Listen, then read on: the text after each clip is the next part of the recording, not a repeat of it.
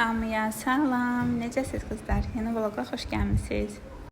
Hava çox isti idi, ona görə biz də yığışdıq, uşaqlarla hazırlandıq və dənizə getmək qərarına gəldik. Qərarımız ani olduğu üçün heç nə hazırlamamışdım dəniz üçün. Həm də ki, o keçmişdə qaldı, çörək arası, kotlet, qaynanmış yumurta, soğutma, kartoşka. Həm vallahi indiki uşaqlar sevmirlər artıq o şeyləri. Həm yolda gedəndə narahatçılıq olur. Üstəlik də istirahət gediriksə, artıq oradan çirkli qabların gətirməyə mənası yoxdur. Sözün düzü, mən dəniz istirahətimizi avqustun əvvəlindən sonraya saxlamışdım. Hava durumuna baxanda isə gördüm ki, 2 gün isti olacaq. Sonra yenə şiddətli külək göstərir. Yəni bir 10 gün havanın necə olub olmayacağı bəlli deyil. Ona görə də uşaqların əlindən istirahətini almaq istəmədim və biz qoyulduq yola. Biz uşaq olanda evdəkilər işlədiyinə görə yayda 6 bazarı gözləyirdik ki, dənizə getmək üçün. Həftə içi günəşli, qızğın hava, həftə sonu küləkli hava ilə əvəz olunurdu. Hava doğrudan da çox isti idi. Mən artıq yolda gələ-gələ maşında bronzlaşdım. Hovuz yox, dəniz kənarı bir yer istədiyimə görə Dirembiçə gəldik. Uşaqlar dənizi görən kimi hoppandılar suya.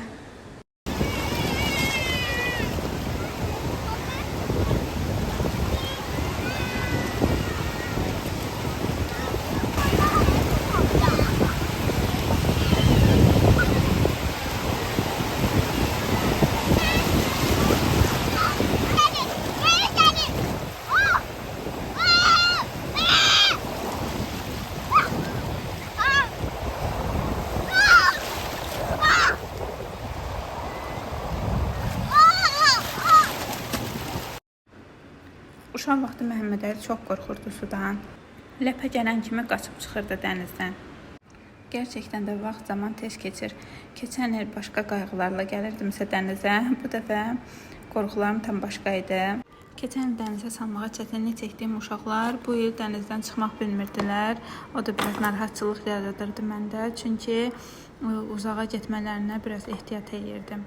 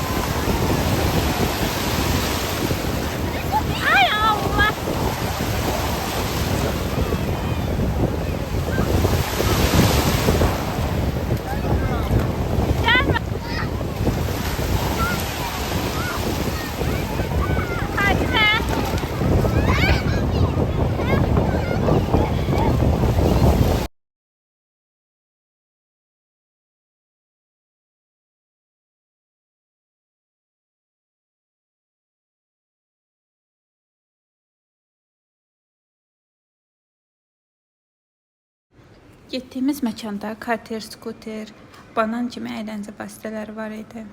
Uşaqları nəzarətsiz qoyub, ona təəssüflər olsun ki, gedib minə bilmədik. Əvvəl yəqin qorxurdum, ya ürəyim istəmirdi, amma bu il beynimə düşüb, fürsət olsa gedib minəcəm. Bu arada onu da qeyd edim ki, biz getdiyimiz məkan Dirembiç idi. Mərdəkanda yerləşir.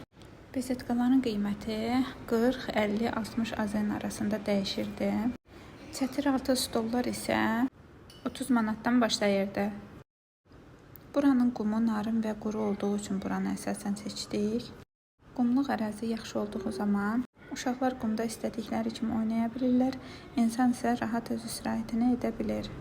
Həftə sonu və havanın həddindən artıq isti olduğuna görə insan həddindən artıq çox idi. Çətir altı zona tamamilə dolduğuna görə besetkada oturmalı olduq. Sözün düzü, biz keçən il bura gələndə mənim daha çox bura xoşuma gəlmişdi.